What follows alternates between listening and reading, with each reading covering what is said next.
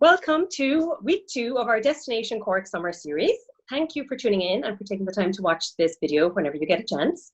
We are really excited today to be featuring Coastal Cobh and to be chatting to some of our friends from this vibrant seaside town. Just last summer in June 2019, Cobh was actually voted one of the top 25 most beautiful small towns in Europe by prestigious travel publisher Condé Nast, and it's really easy to see why. As well as a stunning harbourside location, Cobh is jam-packed with plenty of things for people to do for visitors of all ages, which is why we strongly recommend it to all of our hotel guests and to those sending guests our way. It's an easy 30-minute drive from Hayfield Manor, and if you are there, if you're not self-driving or if you're not with a private driver guide, it's also really easy to get there from Cork City, as there's a regular train service going out and back from Cobh all day. So really easy to get to it. Or if you're adventurous, you might like to travel there by boat. Scoot into the city and out you go. So that's a nice way to get there as well. And it can be really easily built into a day's sightseeing if you're either coming or going to Cork City from the east of Ireland in particular. So if you're coming to us from Dublin or from Waterford, Cobh is a really nice spot to stop into on the way. There's tons to do, as I've mentioned, including the iconic Titanic experience, which is housed in the original White Star Line ticket office. You can do the Titanic Trail with a very knowledgeable Dr. Michael Martin. You can pop into the Cobh Heritage Centre, check out the cathedral, of course, skip across to Spike Island, or get out onto the water for some fun. And here to tell us a little more about some of those attractions firsthand are John Crotty, Jack Walsh, and Deborah O'Neill. So John, first to you. As manager of Spike Island, although we have long had, as we call it, Cork's answer to Alcatraz here on our doorstep for many, many years and in many different incarnations, Spike Island has really come into its own in the last few years as an award-winning visitor attraction. Can you please share some secrets as to what has made it such a successful visitor attraction for visitors from Ireland and from afar hopping out to the island? Yeah, certainly. How are you, Karen? Thanks for having us on today. We really appreciate it. I suppose to try and explain Spike Island to somebody who may not have been there before or not know that much about it, we're incredibly lucky to have 1,300 years of Irish history. And we're not confined to just one particular part. We've had a monastic history, we've had a prison history, we've had the Irish rebel story and the freedom fighter story, and we've also had centuries of social Irish life. So an awful lot of the different reasons why somebody might come to Ireland, and quite often it's to connect with the people and to connect with the stories that we have. You find a massive depth of that on Spike Island, Cork. You mentioned, of course, that the journey does start from Cobh, which is such a beautiful town these days, looking really smart and full of its own history and story. So to begin your journey from Cobh, to take the ferry across and really escape from the mainland and escape from the everyday life, and to then discover all these incredible Irish characters, I think everybody picks up on something magical and unique that they take away with them, and that's what they connect with. You know, a real Irish connection, I think, available on the island. Fantastic. I must say I've been reading a lot about it recently myself, because I love talking about it when I'm away and recommending it for visitors. And I cannot wait to get out there in a few weeks' time. Hopefully I'm going to bring my nephews and nieces out to see it. So we're looking forward to our day trip out to Spike Island. And now back into to Cobh itself, well, actually back onto the water, let's say, to Deborah from Cork Harbour Boat Hire. We're really fortunate that Cork, largest county in Ireland, second largest city in Ireland, but we boast the largest natural harbour in the world, second only to Sydney.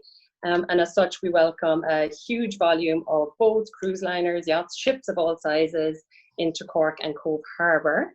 And in addition to our spectacular coastline, we have a very rich water-based playground on which to play. So we're really lucky to have that. If you could tell us a little more, please, Deborah, about what Cork Harbour Boat Hire offers to couples, families, and even small groups who are interested in absorbing this maritime aspect of our culture and soaking up our landscape from the water.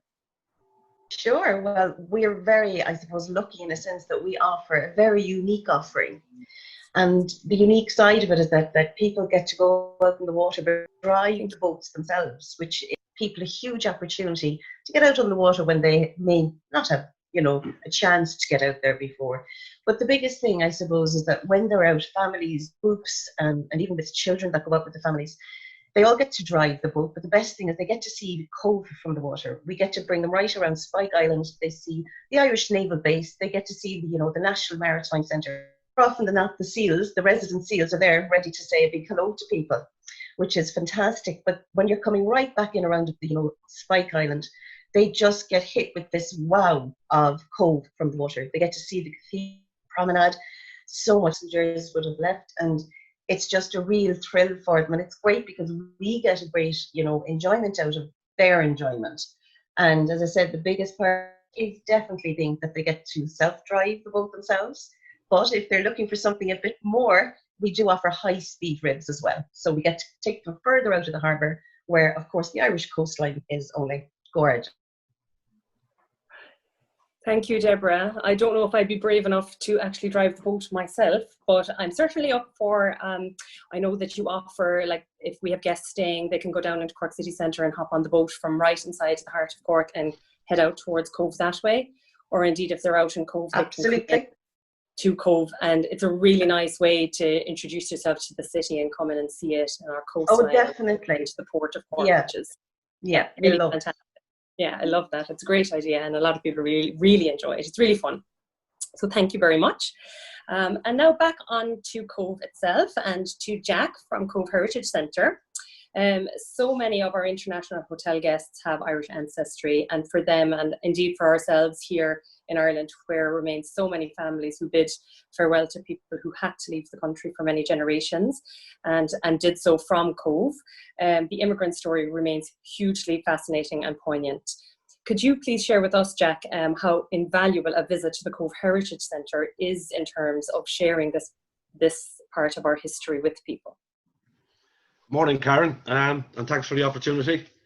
Cobh has probably a fantastic history in maritime and military, etc.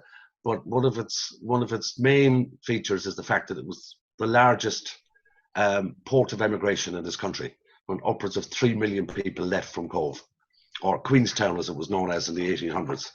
To a lot of our North American visitors, it can be a very emotive sort of exhibition, because they're tracing the footprints of their ancestors.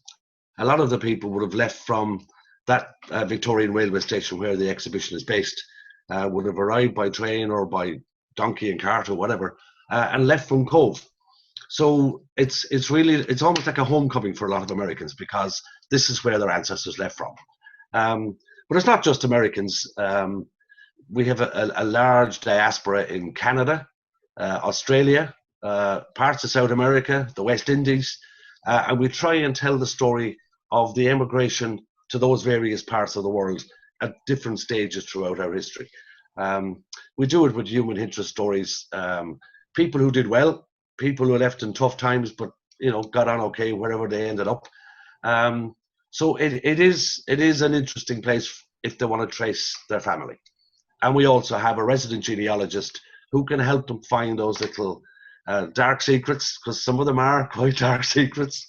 We have plenty of stories to tell about people who found different families in different places that they weren't aware of. But our genealogist is great at that, and people just love to find out about their Irish ancestry. This is one place to do it. Interesting thing to do for a couple of hours while they're on their holidays. But also for Irish people, I think it's important for Irish people to learn more about their own history, their own heritage, their own culture, and maybe just spend a little more time at home finding out the things on their doorstep. Cobh has all of those things. As John says, you've got Spike Island for a whole day. You can get out on the harbour. You can spend time at the cathedral. There's plenty to do in the town, and it's a town steeped in history. Well worth a visit. My thoughts exactly. I love it. It's really great, and as you've mentioned them all, there's just so much to do, really, and for people of all ages, because I think it's fascinating. Kids and families love going out on the water, on the boat across Spike Island. They love the fact that it was a prison at one time. The Cobh Heritage Centre is so evocative, and I know we see in the hotel all the time hotel guests coming back to us, and they're really, really emotional about the whole ancestry and their immigrant history. And even for us, I suppose, as you said, in Ireland, there's none of us here in Ireland really who don't have family or friends flung across the world for many generations. And it's just hugely important to remember that and to honour people who left us, I think. So we will continue to recommend that people go there because it's just fascinating, the whole Thank town. you. And it's fantastic. I really love it. Before we wrap up now, let's do a quick fire round of your own personal favourites.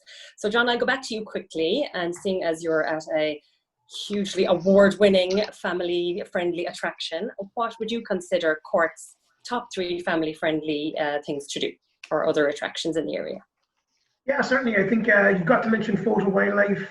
Fantastic to go and see animals. Very family friendly, I think, in that aspect. So would really highly recommend. Certainly Cobh Heritage Centre as well, which you said. For me, it's a fantastic family layout because they can all really take something from a really, I suppose, unique and special site like that. And look, come on, let's keep it Cobh. I think Titanic is a great day as well. Yeah, Titanic is excellent as well. Yeah, really. I mean, we could have been here all day. There's so many people in Cobh to talk to. We could have literally talked about Cobh all day long, and there's just so much to do. So thank you for those recommendations, John. Deborah, back to you. And I'm a massive fan of food. Love it, and especially all our local produce here in Cork. So I'm going to ask you your top 3 Cork foods for a picnic on the water.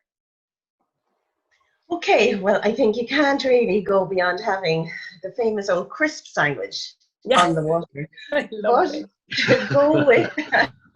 To go with that, I have to say Tom Durkin spiced beef and some farm gate bread, but also a bit of Ballymaloe relish, and put it all together. Delicious on the water, especially. Oh, that sounds delicious. And hopefully we will be talking to Ballymaloe because Hayfield Manor is part of Ireland's Blue Book, as are Ballymaloe. So we hope to talk to them in another one of our weekly chats later this summer.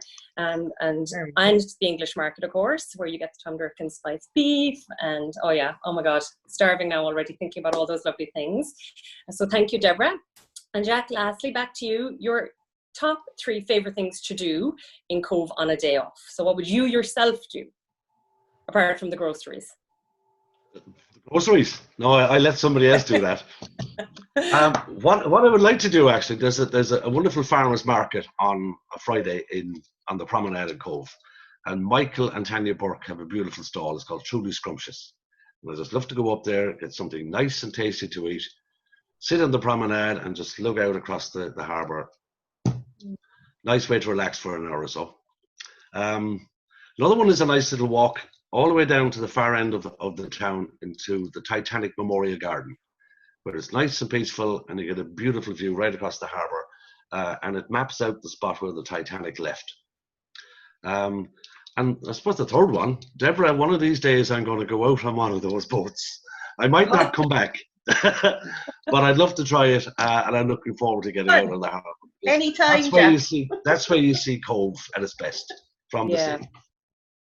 Yeah, I agree with that. I think I was lucky a few years ago. I did get to go out to Spike Island, and even coming back into the harbour of Cobh, it's just spectacular seeing it from the water. So definitely, Deborah, we're coming out, and if you can promise that you'll have the sandwiches at the ready. Crisps, crisp sandwiches.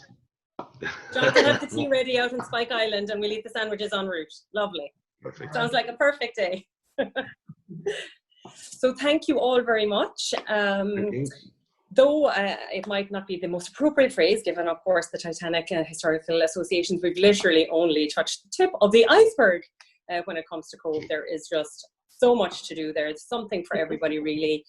There's history, there's fun, there's outdoors, indoors. Really just a must-see when you come to Cork. And we will continue, as I say, to recommend that to everybody coming our way.